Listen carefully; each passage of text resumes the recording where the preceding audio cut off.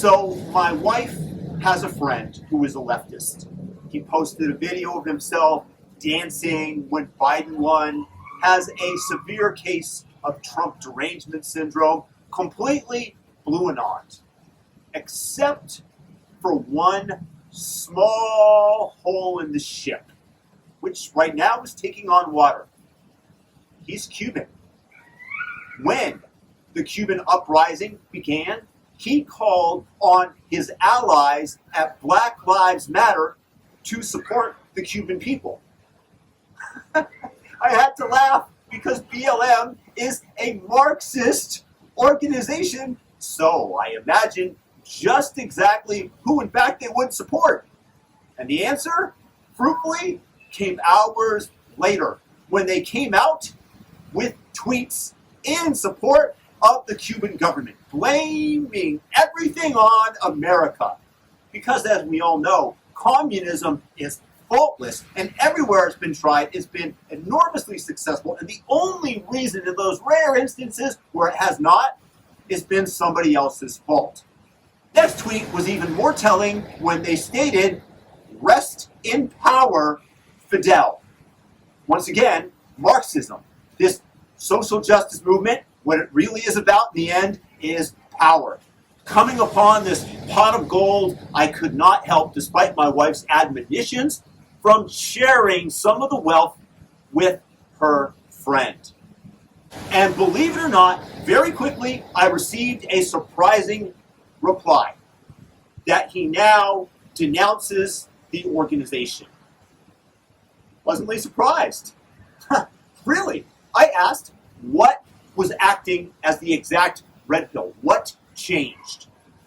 His answer came back that he never knew and has taken a hard look at the organization and the new facts and F them and F the 4 mansions that they have. Look, I got to give credit where credit is due. This is an individual that evaluated the new facts that he was unaware of and came up with a new thesis and outlook in determining his attitude towards the organization. It was rational. It was fair. I wish more people were like this. And so let me, first of all, acknowledge what is obvious to anybody, that if you're black, your life does matter. Each individual life, my life, your life, whatever color skin you have, it matters. What I'm also telling you is that the organization, BLM, has benefited from enormous amounts of propaganda from the corporate media and has used the linguistic shield that any decent person looking at its blinding surface would have a hard time countering. But once you dive below the surface, you quickly realize that the waters you're in are enormously toxic and that they're fully propagandistic.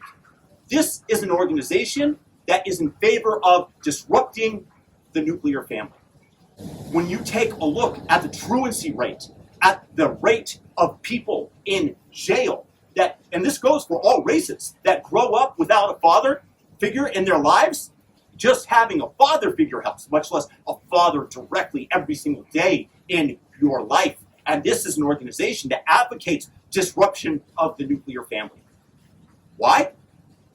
Well, like all Marxist organizations, it's easier to brainwash you if you don't have a strong family unit. It's very hard to hide your true colors for this long, especially because they were telling people and they were ignoring it. They were saying, look at the blinding, shiny penny of their name. No, they're Marxists by their own admission. We actually do have an ideological frame. Myself and Alicia in particular are trained organizers. We are trained Marxists. We are super versed on sort of ideological theories. And as many of us have heard, when someone tells you who they are, listen to them. Wherever Black Lives Matter goes, destruction is sown. They don't give a damn about the thousands of inner city black youths that are killed by each other every single year. They don't care when a young 8-year-old black girl in Atlanta by the name of Sequoia Turner gets mowed down by a BLM thug protester, whatever you want to call him. They shoot the family car up as it drives by the Wendy's.